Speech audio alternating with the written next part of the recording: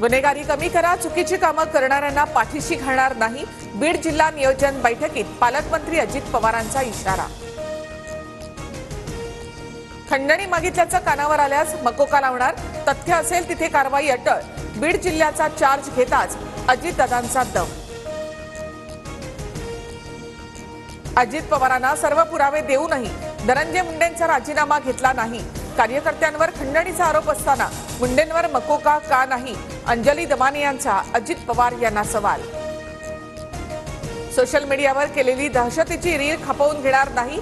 Revolver लावून फिरणाऱ्यांचा परवाना रद्द करणार. अजित पवारांचा सज्जड दम. धनंजय मुंडेंच्या विरोधातील पुराव्यांचा पेन ड्राईव्ह अजितदादांच्या पीएला दिला.